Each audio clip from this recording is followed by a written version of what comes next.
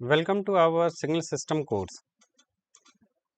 Last class में हमने जो देखा था उसको आगे कंटिन्यू करते हैं। लास्ट क्लास में हमने रैम्प सिग्नल को देखा था। इस क्लास में स्टेप सिग्नल और इम्पल्स सिग्नल दोनों को स्टडी करेंगे और उनकी प्रॉपर्टीज़ को भी देखेंगे। सबसे पहले स्टेप सिग्नल की बात करते हैं। अगर हम यूनिट स्टेप सिग्नल की बात कर रहे हैं तो यूनिट स्टेप सिग्नल का थियोरेटिकल डिफिनेशन क्या है? ut is equal to 1 for t greater than equal to 0 and it is 0 for t less than 0। और अगर इसका हम ग्राफ ड्रॉ करें तो कुछ ग्राफ सॉरी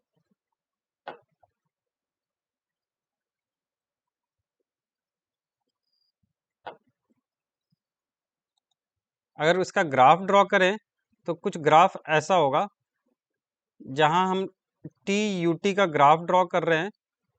तो for t less than 0 it is 0, after t greater than 0 it is 1। but practically we know that it is not possible। अगर practical की बात करें तो गिब्स ने एक फेनोमेना दिया कि प्रैक्टिकली हम इसको कैसे इम्प्लीमेंट कर सकते हैं या प्रैक्टिकली कैसे दिखा सकते हैं। तो उसने ये कहा कि there must be a transition at t equal to 0। वो ट्रांजिशन जो t इक्वल टू 0 है उसको कैसे डिफाइन करेंगे? तो for t less than 0 it is 0, but after t greater than 0 it is 0। in between t equal to 0 there is some transition value। और इस transition value को दिखाने के लिए उसने ये कहा कि t greater than 0 it is 1, t less than 0 it is 0 और t equal to 0 की वैल्यू अगर डिटरमाइन करनी हो तो हमें क्या करना होगा? ut at t equal to 0 minus plus ut at t equal to 0 plus, मतलब 0 से जस्ट पहले और 0 से जस्ट बाद में जो वैल्यू है उसका हम एवरेजिंग कर लें तो हमें t equal to 0 की वैल्यू मिल जाएगी। जो वैल्यू निकल के आती है 0 प्लस 1/2 दैट इज 1/2। यानी कि गिब्स फेनोमेना ये कह रहा है कि अगर हम t इक्वल टू 0 की बात करें तो t इक्वल टू 0 पे हम वैल्यू ले सकते हैं हाफ। तो ये तो रहा प्रैक्टिकल वैल्यू की बात। लेकिन थियोरेटिकली हम क्या लेके चलेंगे? t greater than equal to 0 पे 1 और t लेस देन 0 पे 0। अच्छा, स्टेप सिग्नल के केस में जो अगर ut के साथ हम किसी एम्पलीट्यूड को मल्टीप्लाई करते हैं तो ये इस स्टेप सिग्नल का एम्पलीट्यूड कहलाता है। Suppose a into ut, it means the amplitude of step signal is a। ये इसका a एम्पलीट्यूड होगा। जैसे हमने रैम्प सिग्नल में क्या देखा था? a into R T. तो ये a इंटू आर टी इस a रैम्प सिग्नल का स्लोप है, ये स्लोप है। वैसे ही अगर a इंटू यूटी की बात करेंगे तो ये a जो है वो इस स्टेप सिग्नल का एम्पलीट्यूड है। ओके, नेक्स्ट हम इसकी प्रॉपर्टीज पे आते हैं।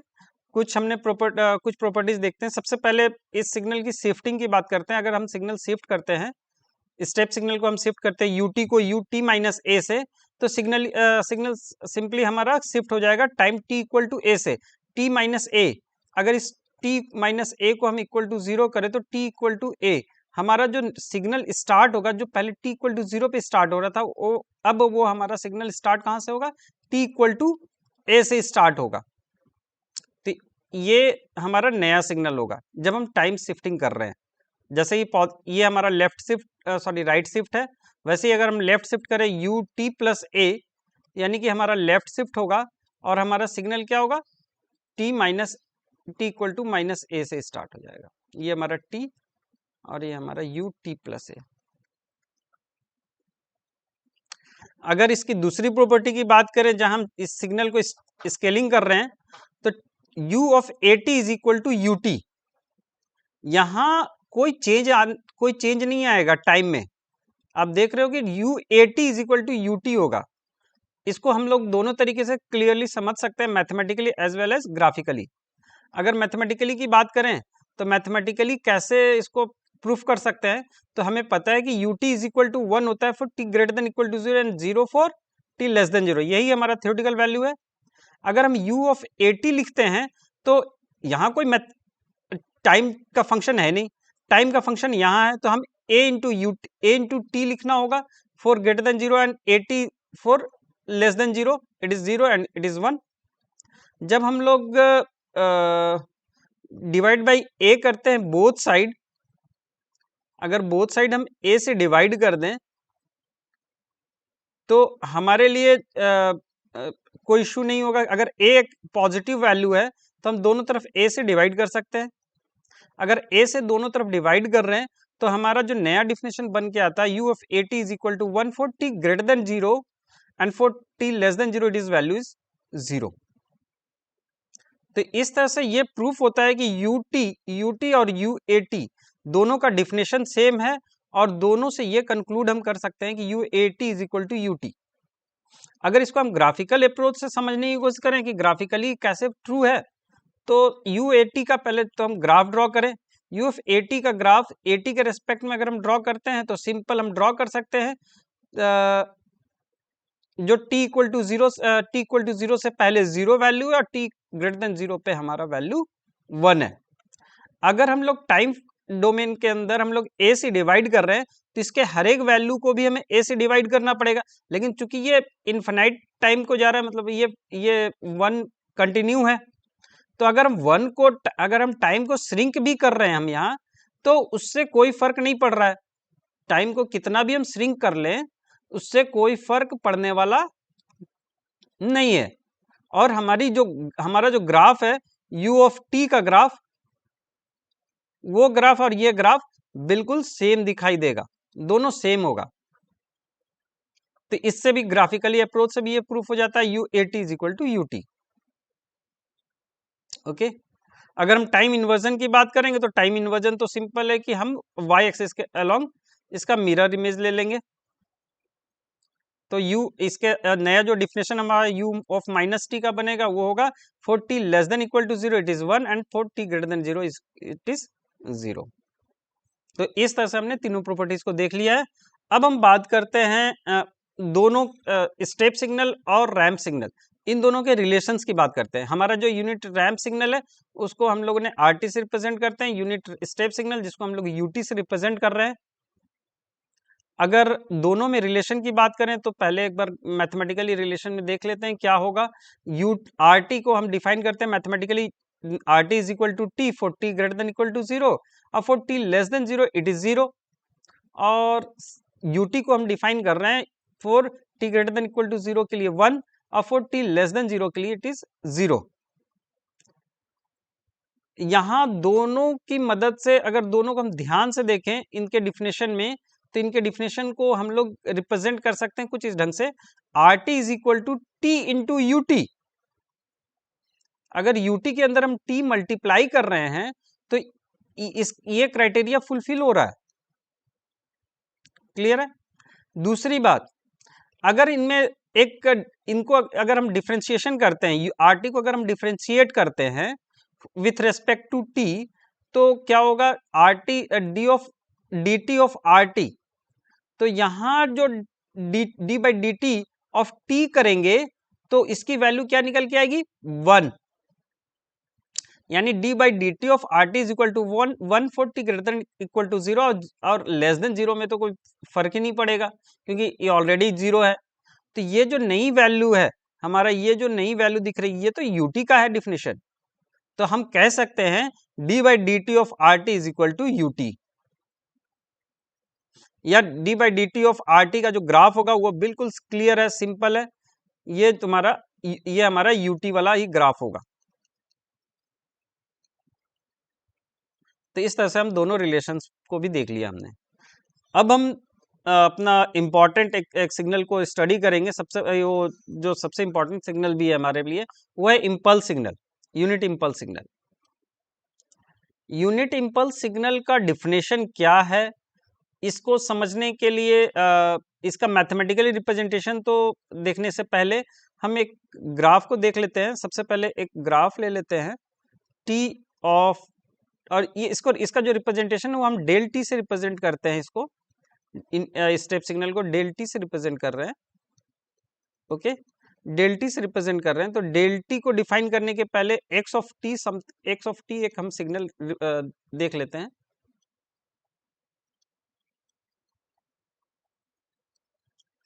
एक्स ऑफ टी जहां हमारा एक सिग्नल है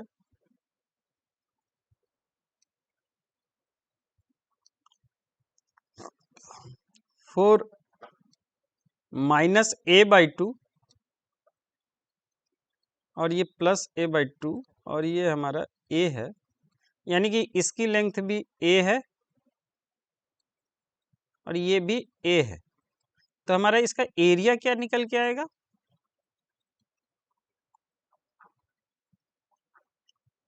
सॉरी, ये हमारा 1/a है। सॉरी, ये 1/a।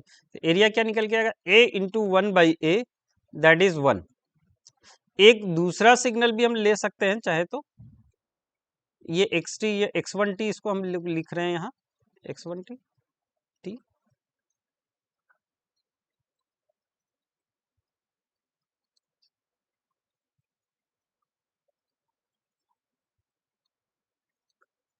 Minus a two plus a और ये हमारा a है। इसका एरिया क्या होगा? हाफ इंटू ये हमारा 2a है, हाफ इंटू 2a और ये that is 1/a into 1/a। इसका एरिया भी 1 होगा। ऐसे हम बहुत सारे सिग्नल है, या तो हम एक गॉसियन सिग्नल भी ले सकते हैं या फिर हम एक इस तरह का ट्रायंगल सिग्नल भी ले सकते हैं। तो ये सारे सिग्नल्स जो हैं जिनका एरिया 1 है, वैसे सिग्नल में अगर हम धीरे धीरे इनके विड्थ को हम कम करते जाए, इस विड्थ को हम कम करते जाए, लिमिट a टेंड्स टू 0 करें, तो सबसे पहले हम थोड़ा इसको छोटा करते हैं। अगर सपोज ये हमारा a/2 है, नया हमारा इससे छोटा वैल्यू जो है वो -a1/2 और ये हमारा -a1/2। तो ये तो हमारा हाइट जो है वो इंक्रीज हो जाएगा माइनस सॉरी 1/a1।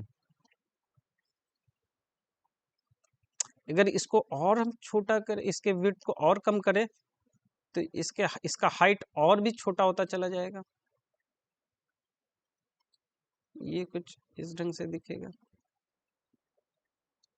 और अगर इसको हम टेंड्स टू 0 करें तो ये वैल्यू कहाँ चली जाएगी? इन्फिनिटी की ओर जाएगी। ठीक। तो ये जो सिग्नल है, ये जो नया सिग्नल को देखने को मिल रहा है, इसी सिग्नल का नाम है इम्पल्स सिग्नल। और इसे हम डिफाइन कैसे करते हैं mathematically? Delta T is equal to 0 for T less than 0। इसकी वैल्यू लेस देन 0 भी 0 है और ग्रेटर देन 0 भी 0 है, पर एट टी इक्वल टू 0 पे ये कुछ कुछ वैल्यू तो है, but that is not equal to 0। पर कितनी है ये नहीं पता, इसकी वैल्यू थियोरेटिकली इंफिनिटी की ओर जा रही है, बट ऐसा हम रिप्रेजेंटेशन नहीं करते हैं। हम इसका एरिया की बात करते हैं। इसका area -infinity to +infinity X of T D T, या यहाँ हम डेल टी अगर लिख रहे हैं तो X of del T D T is equal to 1। अगर इम्पल्स सिग्नल की बात करें तो इसे डिफाइन करने के लिए हमें इस मैथमेटिकल रिप्रेजेंटेशन का सहारा लेना पड़ेगा, -infinity to +infinity del T D T equal to 1। ये सिग्नल जरूरी नहीं कि हम स्क्वायर ही लें, हम ट्रायंगुलर सिग्नल भी ले सकते हैं, गॉसियन सिग्नल भी ले सकते हैं, या जैसा हमने बोला कि right right angle triangular signal भी ले सकते हैं, या और अदर सिग्नल भी ले सकते हैं। बट एक चीज गौर करने की बात है कि हमें एरिया की वैल्यू 1 रखनी पड़ेगी।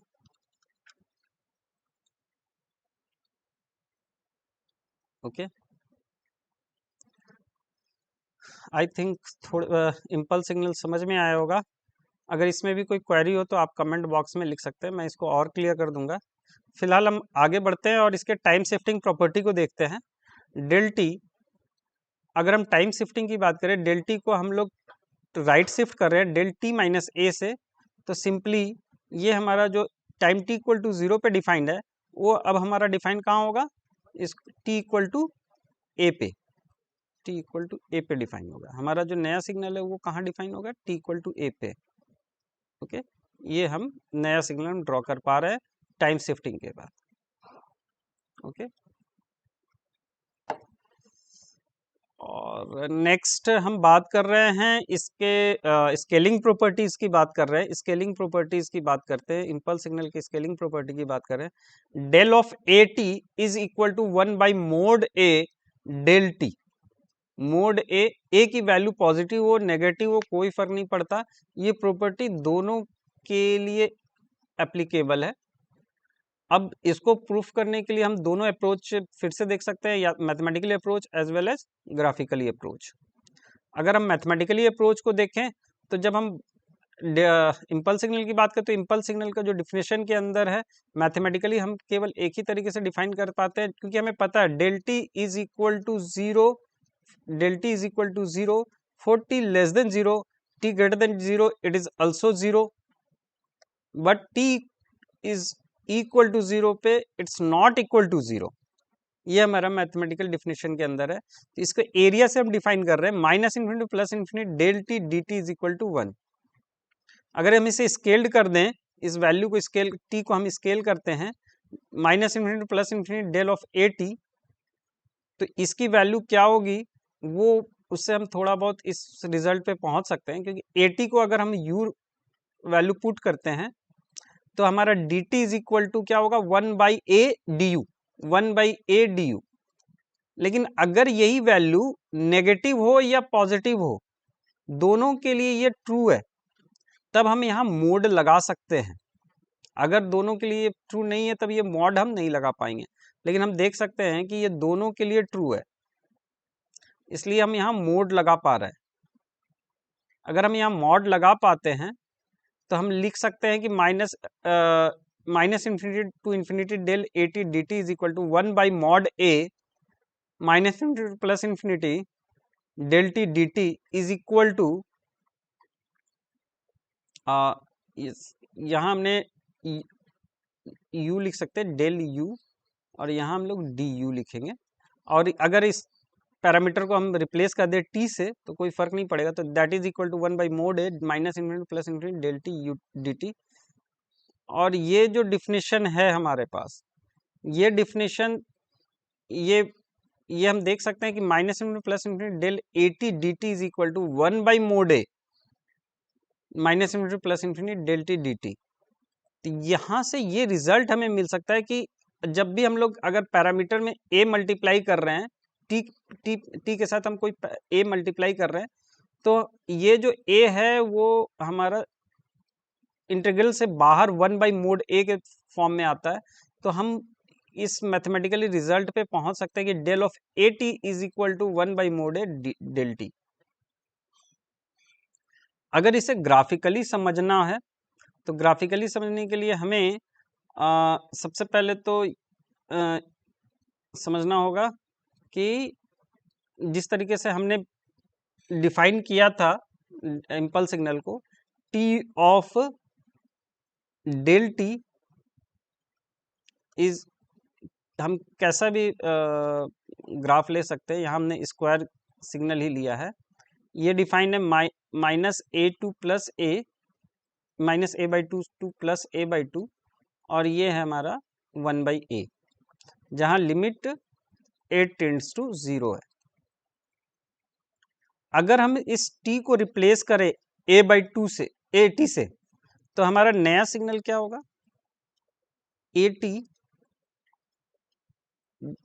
Del of A t minus a by two 1 by a, जहाँ लिमिट ए टेंड्स टू 0 है। ये हमारा मैथमेटिकल रिप्रेजेंटेशन है। नेक्स्ट हम इस t को रिप्लेस कर रहे हैं, ए टी को रिप्लेस कर रहे हैं ए से, तो हमें टाइम डोमेन में हर एक सिग्नल के साथ हमें ए से डिवाइड करना पड़ेगा। तो हमारा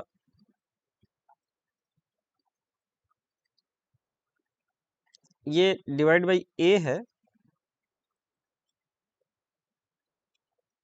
तब हमें भी यहाँ ए से डिवाइड कर, क्योंकि ये ऐसा सिग्नल है जहाँ हम एक को इसका मिरर इमेज ले सकते हैं, तो यहाँ मोड भी लिख सकते हैं, तो वो भी हम देख लेंगे।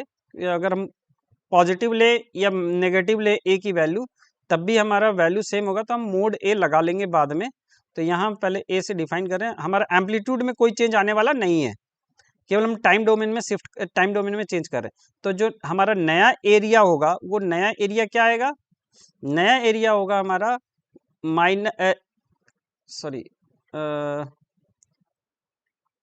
दैट ये ए कैंसल हो गया हमारा, तो ये हो गया हमारा 1 multiply by 1/a, that is equal to 1/a। क्योंकि ये पॉजिटिव नेगेटिव सेम है, तो यहाँ हम मॉड लगा लेंगे। तो जो नया एरिया हमारा निकल के आया वो है 1/mod a। तो यहां से भी हमारा क्लियर है कि limit a tends to 0। Now अगर हम इसको डिफाइन करते हैं, तो हमारा डेल ऑफ at के टर्म में अगर डिफाइन करें, तो that is equal to 1/a। जो हमारा पहले एरिया था वो था 1।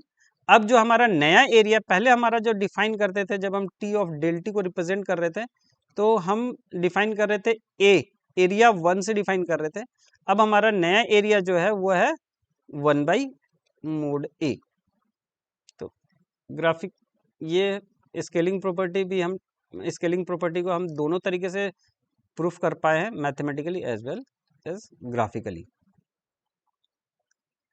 नेक्स्ट हम इसकी कुछ और प्रॉपर्टीज की बात करते हैं। जब हम कुछ प्रॉपर्टी की बात करते हैं, तो सबसे पहली प्रॉपर्टी जो हमारे सामने आती है वो आती है del t multiply by x t. अगर हम डेल टी को एक्स टी से मल्टीप्लाई कर रहे हैं तो क्या होगा, डेल टी को एक्स टी से अगर मल्टीप्लाई करें, हम दोनों तरीके से देख लेंगे कि अगर डेल टी को एक्स टी से मल्टीप्लाई ग्राफिकली। चलो हम सपोज ये टी है, ये हमारा एक्स टी है, और जो ये हमारा ग्राफ है कुछ ऐसा है, ये कुछ ग्राफ है हमारे पास, ये एक्स टी ग्राफ है, एक्स टी का रिप्रेजेंटेशन है। इसको हम मल्टीप्लाई करेंगे एक ऐसे सिग्नल के साथ जो टी डेल टी है, और ये जो हमारा डेल टी है वो जो डिफाइंड है केवल t इक्वल टू 0 पे डिफाइंड है। ये बेसिकली एक बहुत पतला डब्बा है जिसका एरिया 1 है। ये विड्थ बहुत कम है, लेकिन इसका एरिया 1 है। इसको हम मल्टीप्लाई कर रहे हैं इसके साथ, तो नेचुरली क्या निकल के आएगा, जरा हम देखें क्या निकल के आता है, t del t x t. क्या निकल के आएगा, एक डब्बा ही मिलेगा हमें, यहां भी हमें एक डब्बा मिलेगा, पर उस डब्बे का एरिया वो होगा जो इस समय इसका एम्पलीट्यूड है। मतलब t इक्वल टू 0 पे जो भी इसका एम्पलीट्यूड है, वही एरिया इसका भी होगा। इसका एरिया क्या होगा, x ऑफ 0। तो हम कह सकते हैं del t x t is equal to x of 0 del t. I think clear है ग्राफिकली। अगर मैथमेटिकली की बात करें, तो मैथमेटिकली भी यही है कि at time t equal to 0 पे ये 0 होगा, मतलब टाइम t इक्वल टू 0 पे ही डिफाइन होगा हमारा एक्स टी। बाकी टाइम, चूंकि बाकी टाइम अगर हम इसको मल्टीप्लाई करें उसके पहले, तो जो हमारा इंपल्स सिग्नल है वो पहले 0 है, बाद में भी 0 है, केवल t इक्वल टू 0 पे डिफाइंड है। और t इक्वल टू 0 पे इसकी वैल्यू केवल t इक्वल टू 0 ही रह जाएगी। तो ऐसे हम लिख सकते हैं x of 0 del T.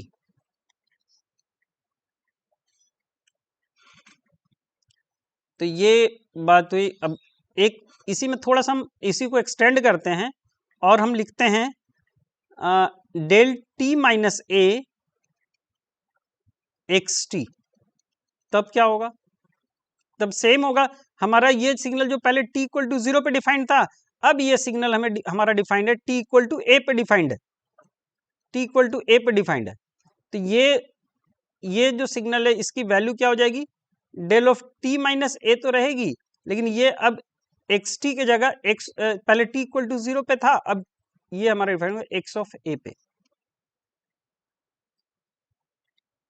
Simple है, आई थिंक मुझे नहीं लग रहा इसमें कोई इश्यू होगा। फिर भी चूंकि बहुत इंपॉर्टेंट है तो इसको आगे जाके हम बहुत ज़्यादा यूज़ करने वाले हैं, खासकर कॉन्वोल्यूशन को जब हम समझेंगे तब इसका हम यूज़ करेंगे। ठीक है, दूसरी चीज हम देख सकते हैं, minus infinity to plus infinity del t x t, इसकी वैल्यू क्या होगी।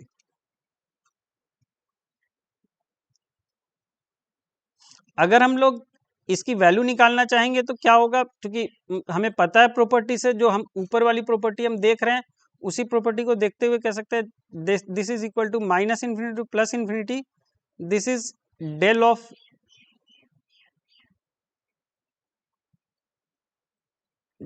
ऑफ टी एक्स जीरो,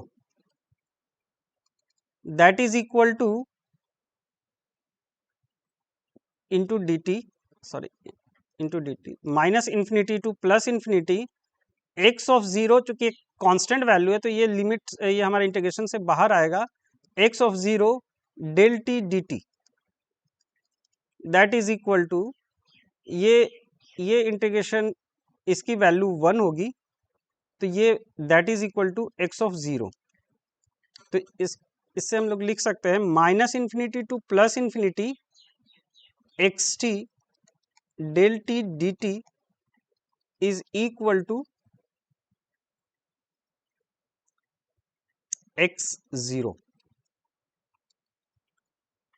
इसी को हम थोड़ा सा एक्सटेंड करें तो minus infinity to plus infinity, जैसे हम लास्ट केस में किया था हमने, डेल टी माइनस ए से हम यहाँ रिप्लेस करने वाले हैं, तो x t multiply by del t minus a d T is equal to, same thing हम उसी प्रॉपर्टी का यूज करने वाले हैं, minus infinity plus infinity, that is equal to x a del t minus a d t. ये भी एक constant value है, ये कांस्टेंट वैल्यू है, अगर ये कांस्टेंट वैल्यू है तो इसको इंटीग्रल से हम बाहर ले सकते हैं, minus infinity to plus infinity del t minus a d t, that is equal to, इसका ये इंटीग्रल वैल्यू इक्वल टू 1 होगा, that is equal to x a. तो यहां से हमें दो रिजल्ट मिल रहा है, एक minus infinity to plus infinity x t del T D T is equal to x zero, अगर हम minus infinity to plus infinity x t multiply with del t minus a d t करें तो ये value आएगी x ए। Okay, अब कुछ numerical हम solve करने की कोशिश करते हैं, न्यूमेरिकल कुछ सॉल्व करते हैं, लेकिन आज के लिए इतना ही। नेक्स्ट लेक्चर में हम लोग कुछ न्यूमेरिकल्स भी सॉल्व करेंगे। That's all for today, thank you very much for watching.